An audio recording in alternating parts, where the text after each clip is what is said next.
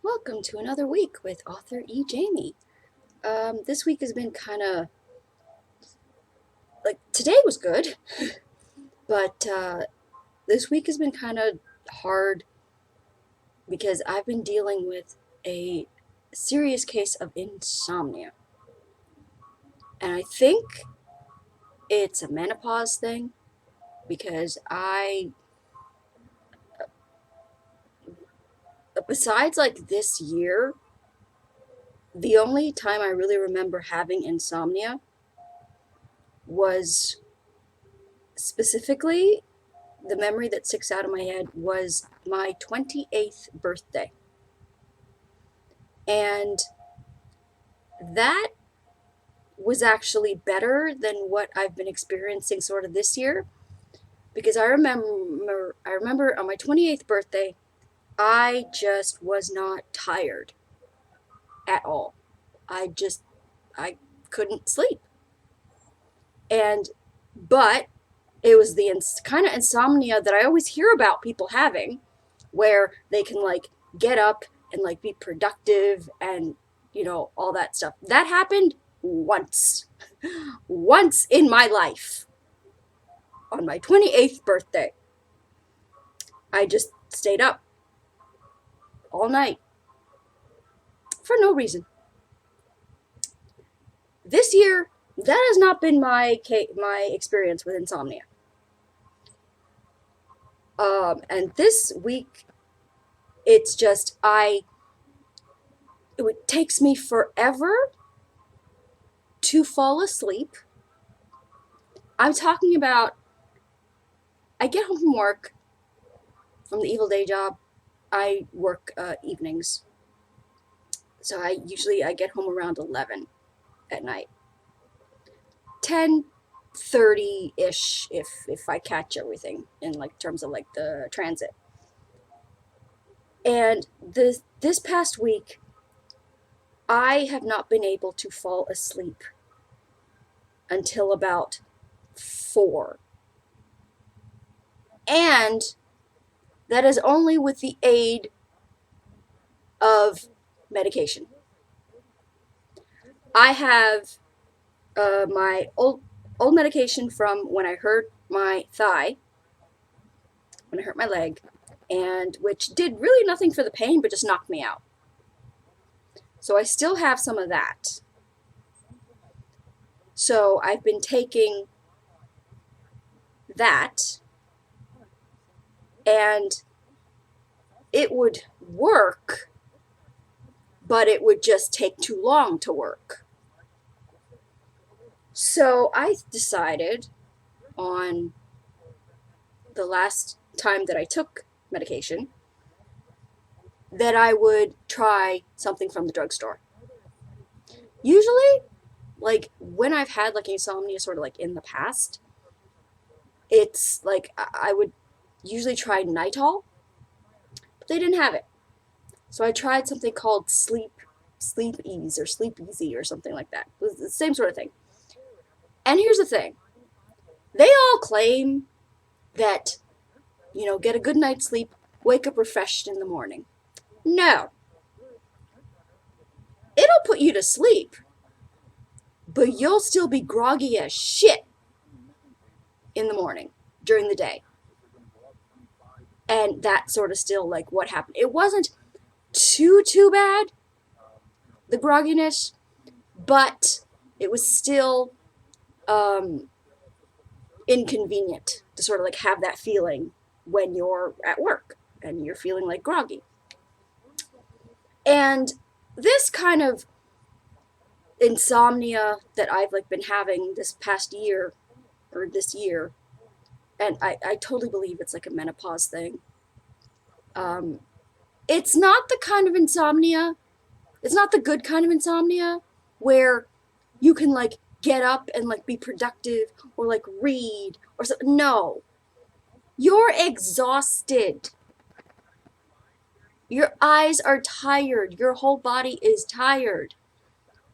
But you cannot just make that switch to actually fall asleep. So I was like, okay, first of all, when I took the sleepies, I think because I've been taking the other, like, my body was just like, no, that's enough. You need to stop. I actually got a stomach ache after taking the Sleep Easy. So I think it's sort of like it's okay, like kind of like on its own, but just the fact that I'd been taking the other pills along with it, it was just sort of like no.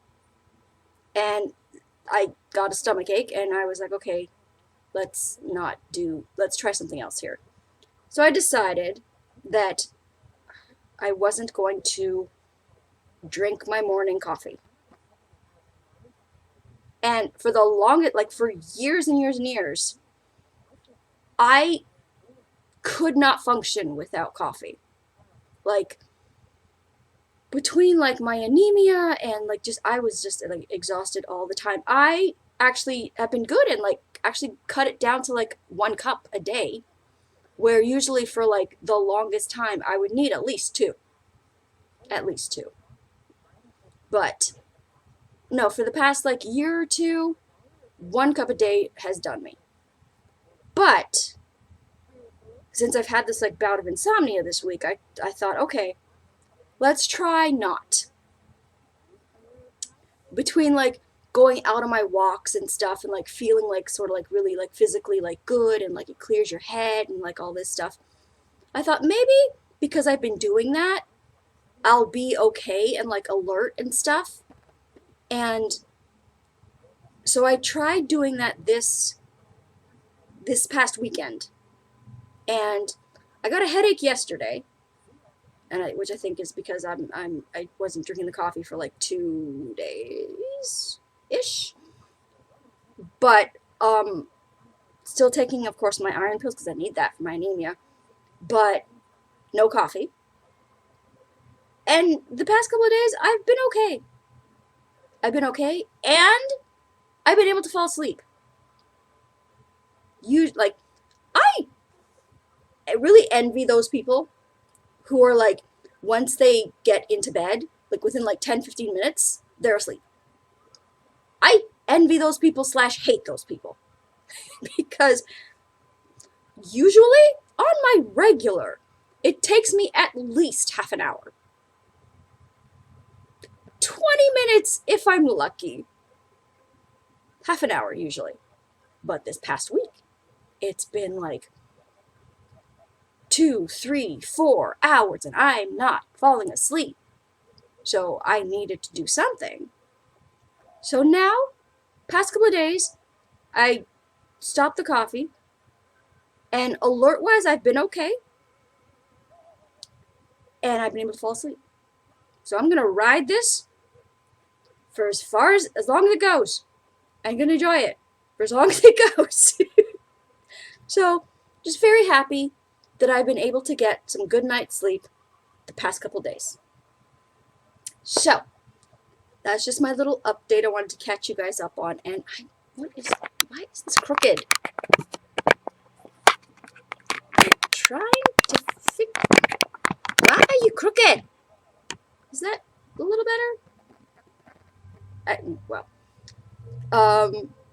so today I went out on my walk, and I actually went down to the Toronto Reference Library, which has that humongous selection of DVDs, and like that has that browsing section that I didn't know was there for years.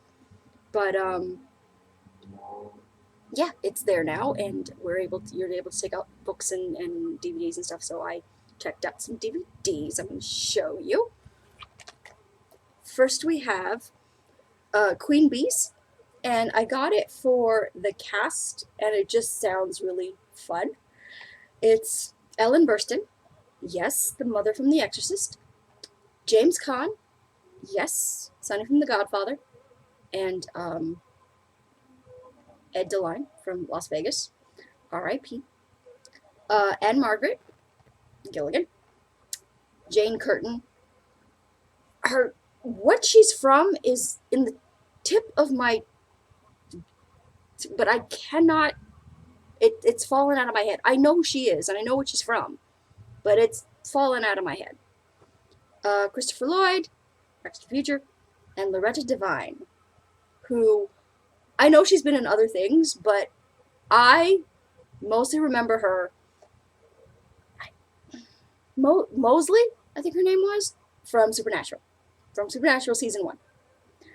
That's what I remember her most from. But I know she's been in like a whole bunch of other wonderful things. But yeah, so that's the the cast, and it just sounds so good because Ellen Burstyn is the lead, and her house is undergoing repairs, so she's staying at a nearby retirement home, and that looks really, really fun. Next, we have Orson Welles with The Stranger. This is from 1946. And Edward G. Robinson is in it, and he's playing a government agent who tracks down a Nazi officer who has created a new identity for himself. So, there. The Trojan Women with Vanessa Redgrave, who I will pretty much watch in anything. I adore her. My favorite things that I have watched of her so far, the first thing that comes to mind is Bella Mafia, the miniseries Bella Mafia, where she played the matriarch, and this is the Trojan takes place like during like the Trojan War, and the women who are after the Trojan War, the Greeks capture the Trojan women. And who do we have here? We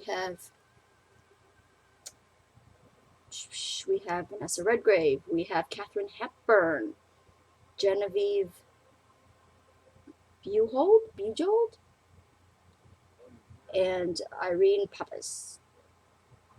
Yeah, so definitely looking forward to this.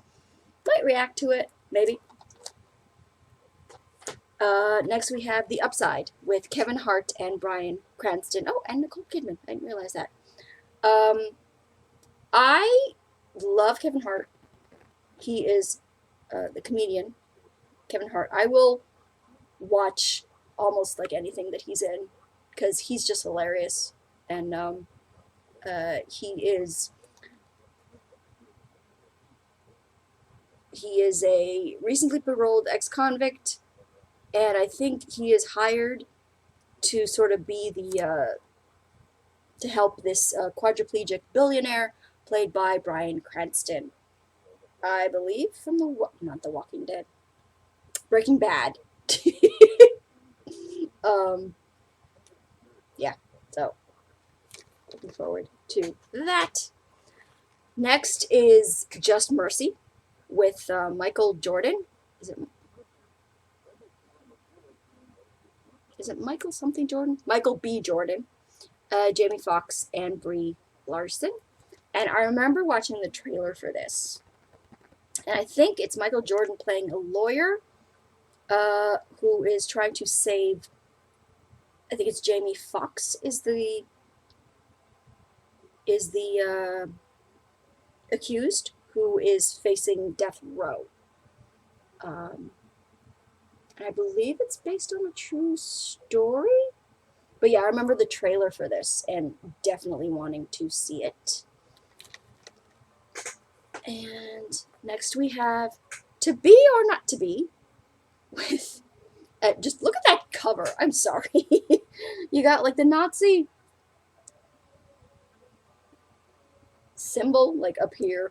You have the skull referencing Hamlet. And it's Jack Benny and Carol Lombard, and I think it says this was her last film role, 1942. And they are husband and wife actors in Nazi-occupied Warsaw who become caught up in a dangerous spy plot. Yes, please. So, looking forward to that. Next we have Rough Night, which which is sort of a, girl buddy film, kind of in the same genre of like Bridesmaids and like Bad Moms, like that kind of stuff.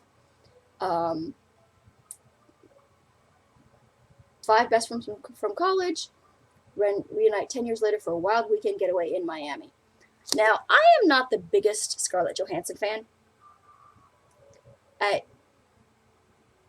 like, she's one of those who, like, it's the Woody Allen thing. Like, and Kate Winslet is like that too, which makes me very sad because I was a huge Kate Winslet fan. But they're, her and Scarlett Johansson's sort of attitude toward like Woody Allen and how they revere him, knowing like what a piece of shit he is, irks me. So I'm not the biggest fan of Scarlett Johansson, but I adore Kate McKinnon. She is funny in anything. Anything at all. The Spy Who Dumped Me? Oh my god. So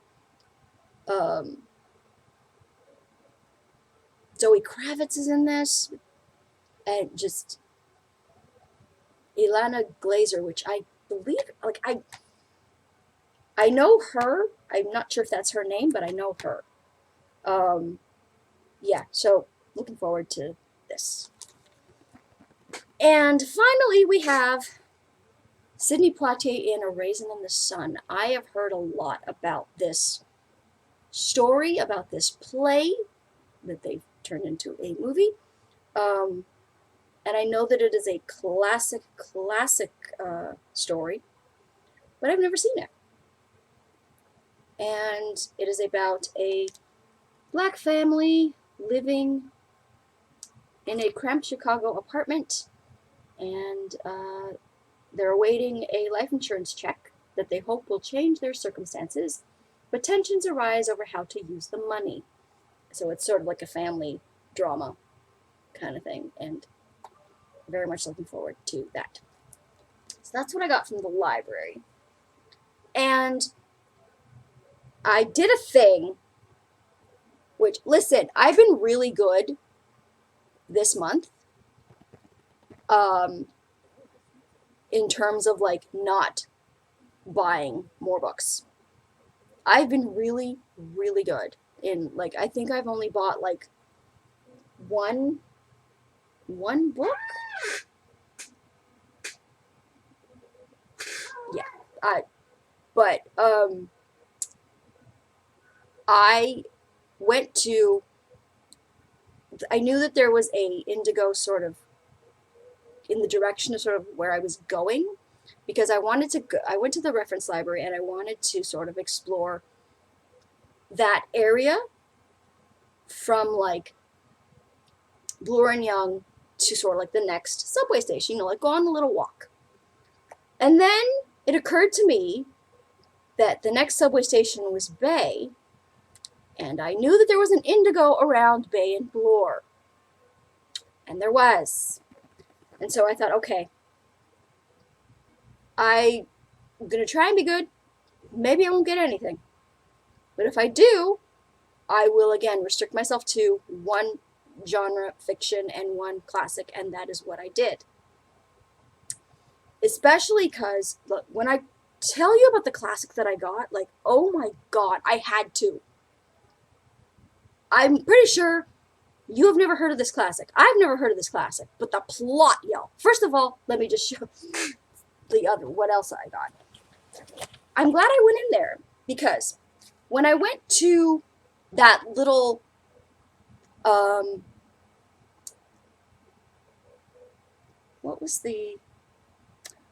when I went to the BMV last time and got some movies. And I think I mentioned that I went into that little hole-in-the-wall magazine store where they usually have my unique magazine, home decor magazine, and they didn't have it. Well, this Indigo at Bay and Bloor had the latest one. The, display until August. The one I have is until this month, June. So I was so happy that they had it. They have it at my Bay and Bloor. So so excited about that. So had to grab that. And then I was like, okay, let's see what genre stuff they have. First was I found The Winter Guest by Pam Jenoff, signed by the author, which is fantastic. And we just, yeah, there's her autograph there. I adore Pam Jenoff's book, The Diplomat's Wife. I did not enjoy The Orphan's Tale, but I'm encouraged that I will enjoy this one. So, we shall see. We shall see with this one. Very excited. And this classic. Y'all, put that there. If you have read this classic, please put it in the comments below that you've read it and what you thought about it, because I've never heard of it. The Tale of Princess Fatima, Warrior Woman. The Arabic epic of Dat al-Himma, and clearly obviously it's translated because your girl can't read Arabic, but usually I wait for my book hauls to read like the plot back blurbs, but I have to read the back blurb for you just so you judge me a little less and you understand why I had to grab this book. A fearsome sword-slinging heroine. First of all, the only Arabic epic named for a woman, recounting the thrilling adventures of a legendary medieval warrior. A fearsome sword-slinging heroine who defeated countless men in stealth attacks on horseback. Dat Alima, or Princess Fatima. Oh, is that not who wrote it? The Arabic epic Dat. Who wrote it then? I thought that was the author's name. I don't know the author. But, okay. A fearsome sword-swinging heroine who defeated countless men in stealth attacks on horseback, Dat Alima, or Princess Fatima, was secretly given away at birth because she wasn't male, only to triumph as the most formidable warrior of her time. Known as She-Wolf, woman of high resolve and calamity of the soul, she lives on in this rousing narrative of female empowerment, in which she leads armies of more than 70,000 men in clashes between rival tribes and between Muslims and Christians, reconciles with her father after taking him prisoner, and fends off her infatuated cousin, who challenges her to a battle for the right to marry her. Though her cousin suffers an ignominious defeat, he impregnates Fatima against her will, and when she gives birth to a black son, disowns his own son, who also grows up to be a great warrior. The epic culminates in a showdown between Fatima and another formidable warrior woman, and earns Fatima a place alongside the likes of Circe, Mulan, Wonder Woman, and Katniss Everdeen in the pantheon of female heroes. You had me until Katniss. No shit. Like, I'm sorry, but when I just hear The Hunger Games, to be fair, I haven't read it.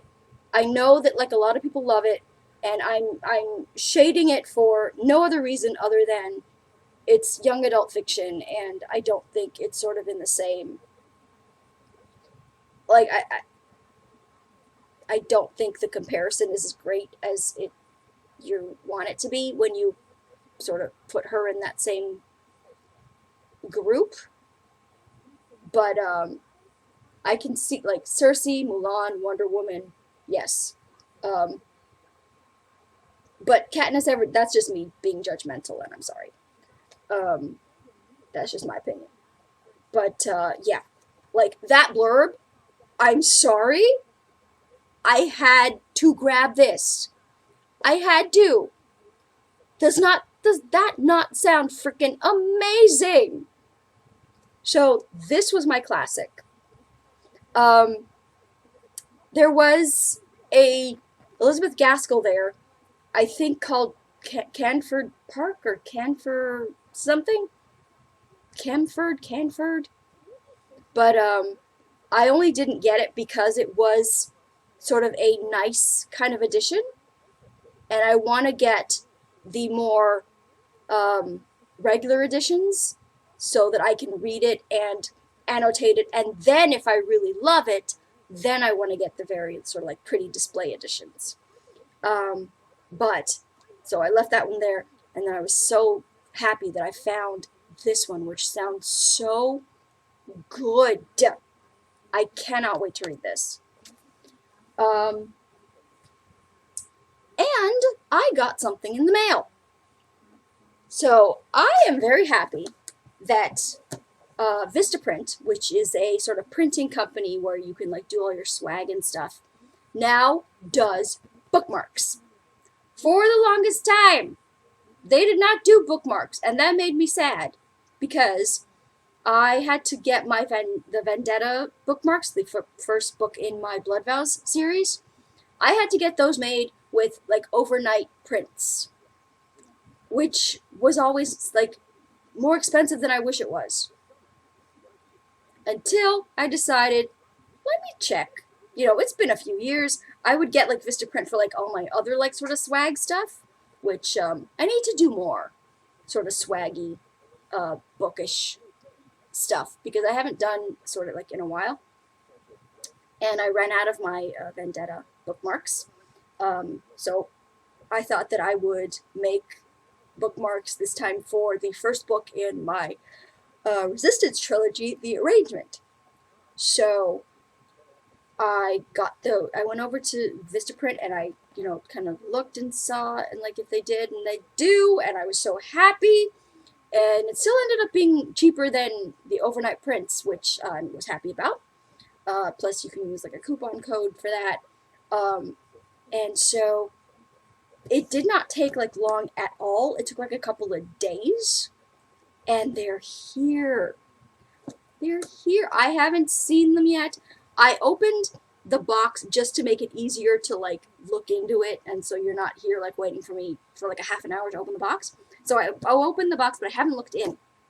So I'm very excited to get my first look at my Resistance, The Arrangement, Book 1, bookmarks.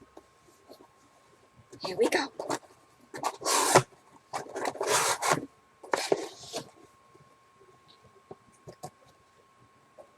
Got a coupon for $20 off orders of $100 or more. I do not think that I will be spending $100 on swag, but offer ends July 31st. Definitely not before then. Sorry. No. And that. So it's got like just like that. Well, now you're waiting for me to take the plastic off. Oh, come on.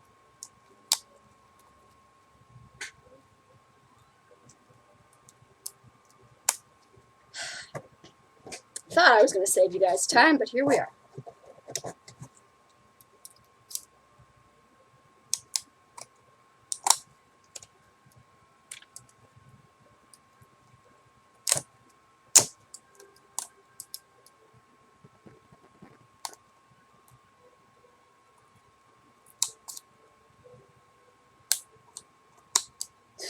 And I like how they put like, they don't put the bookmarks like as like the first and second like paper stuff. It's like because they know they're going to need a pair of scissors to cut into it to get into the bookmarks.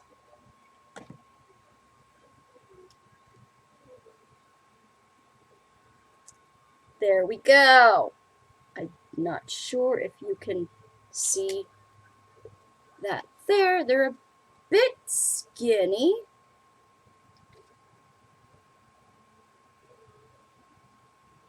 They're a bit skinny, but we got my website on the back and my cover and the blurb there. I think just like it had to be sort of like this skinny because the blurb is a bit long. So it like to sort of make everything fit. Um, yeah, that's so very, very excited to start sharing these. So I got a pack of 100, and yep, so now I have these sort of to give away. And yeah, very excited to have these now. And all right, so let me get rid of this stuff. Let me put that there. And yeah, I'll just put that there. So, reading updates. I am so close to, okay, because in my last update, I had finished the V.C. Andrews books, the Secrets of Foxworth Hall, the Christopher's Diary. I'd finished that one, and then I hadn't yet picked the popular book that I was going to be, my Take to Work book, and that was, so I'm almost finished it now. It's Family at Stake by Molly O'Keefe, and it is, I'm like literally like almost finished it. It is so good. So good. We have these two childhood sweethearts, Mac and Rachel. And Rachel had grown up in a crappy home, and soon as she and Mac sort of like grew up together and like fell in love, but she always wanted to, run away and like leave, and like so as soon as like she graduated, her plan was sort of to leave, but Mac of course was in love with her and like wanted her to stay, but they had like one night together, and she basically sort of lied to him and sort of made him believe that sort of she was going to stay for him, but she just wanted to have like that one night with him to take with her when she left. And so she kind of broke his heart a little bit, and then she ends up becoming this like social worker because her own background made her want to help sort of kids like her, and he ended up getting married to this woman that he like really sort of didn't love, but it was sort of like a rebound thing, and she ended up getting pregnant, and so he has this 12-year-old daughter now, Amanda, who after her mother's death, she of course like has that loss, but there's something else going on with Amanda, and the social services is threatening to take her away from Mac, and Rachel is sort of comes in and like she shouldn't be assigned to the case because of their past, but she convinces herself and like everybody that like, oh no, like me and Mac, we were like just friends, and like no, there's no like, there's definitely a conflict of interest. And so she meets with Amanda, and things sort of progress, and she manages to kind of break through to Amanda and learn sort of like what she's hiding. And I was like, don't get me wrong, I love this book. I'm loving this book. I'm so close to the end, and I'm loving this book. But when you learn sort of what Amanda's kind of secret is, I had an idea of what I thought it was, and I was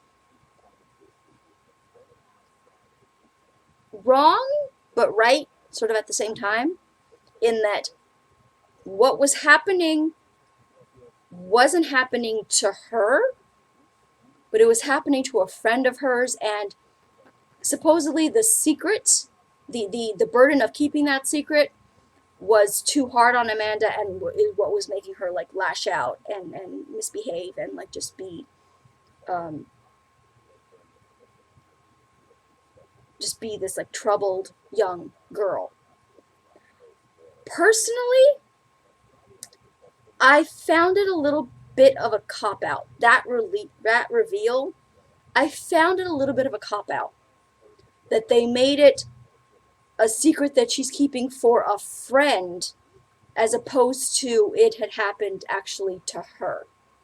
I think the story would have been strong. Like, I don't know if it's because it was like a Harlequin and they were like, oh, like, we don't want to do that to like the hero's child. Like, I don't know if it was like, they made, maybe Molly had it like that in the beginning, and but Harlequin like made her change it because uh, it would be maybe too dark. But for myself as a reader, I thought I would think the story would have been stronger if it had happened to Amanda. If the secret that she'd been keeping for her friend had actually happened to her. Um, because yeah, like keeping a secret like that would be hard, but I don't think it would jive with the way that supposedly Amanda had been lashing out and acting out and just her personality like completely changing, becoming withdrawn and like yeah, that's not someone who's keeping a secret for somebody else. That's kind of behavior is more consistent with someone who's going through that thing themselves. But she and Rachel definitely like have a rapport right off the bat because again, uh, Rachel was a troubled child. So Amanda could sort of relate to her. And again, I think the reveal hurts sort of that dynamic because she's the way they relate to each other is not because suddenly becomes different. Like I don't mean like in like the book, but I mean the fact that they're not that similar after all, I think changes sort of the dynamic of where the relationship was supposed to be going. Like their rapport with one another, Rachel and this young girl, was based on Amanda being able to recognize herself in Rachel and Rachel being able to recognize herself in Amanda. Keeping a secret for somebody else isn't relatable to what Rachel went through. So I think that was a cop out to make it the friend be the one who had gone through something. But that's my one sort of gripe.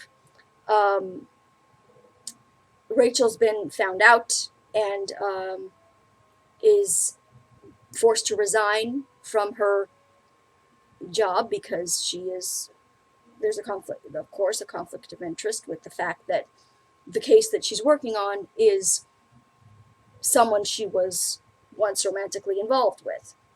So her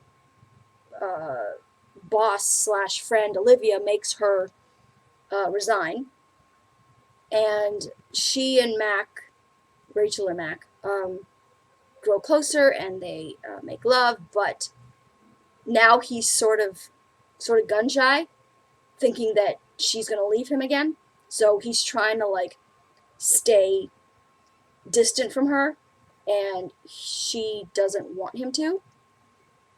Um, and so there's sort of that going on, sort of like the third act conflict kind of deal going on. But he goes to Olivia and is trying to get Olivia to give Rachel her job back. Rachel has, for years, kind of like blamed her mother, like hated her mother almost as much as she's hated her father for the abuse that they suffered, because the mother sort of didn't leave and didn't protect them. And so she hasn't really talked to her mother She hasn't talked to her brother either, because the brother is kind of mad at her because she left him behind when she left after graduation. She left him there. Um, and now we have a scene where Rachel actually like goes to her mother and tells her that like she, decides to forgive her mother. And I thought it was way too quick. The sort of like, I forgive you now, okay. And like the mother just kind of like takes her hand and like they walk into like the house or the diner or wherever they were. I thought that was too easy. That was too quick. That was like there was no real sort of like conversation. Um, and like I understand it's a Harlequin. They're shorter and stuff, but so like again, I am really really loving this book. Those are just a few of my gripes about it. Um, but yeah, so very very close to being almost finished. I will probably be finished this tomorrow because I'm planning to go down to Lakeshore and sit and do some reading just by the water. I might film some of that. Um, yeah, so that's the plan for tomorrow. I am a third of the way, almost halfway, but not quite, into Great Expectations by Charles Dickens, and I am still loving it so much more than I thought I would. We have Pip, who gets a visit from a lawyer, from the whole, like, that's one of the things that I knew about this book, was that Pip gets a anonymous benefactor who wants to help him become a gentleman of high society. So he gets this visit from this lawyer, and the lawyer is like, if it was up to me, this would not be happening. I don't approve of this, but I'm paid to do this.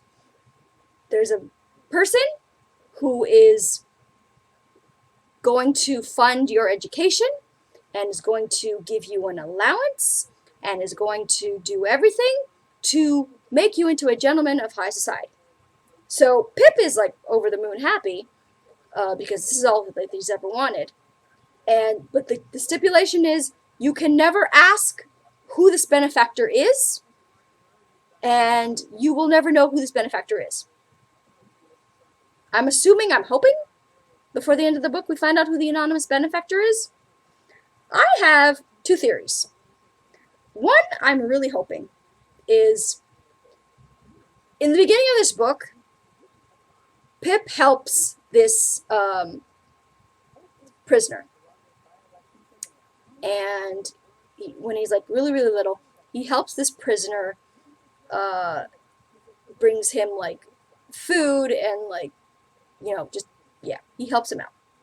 And then the prisoner sort of disappears. I'm hoping that the prisoner somehow got rich, made a life for himself, escaped prison, and is the one who now is helping Pip because Pip helped him when he was a little boy.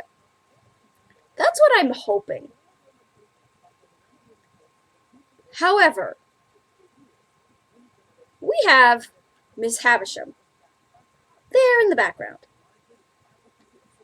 And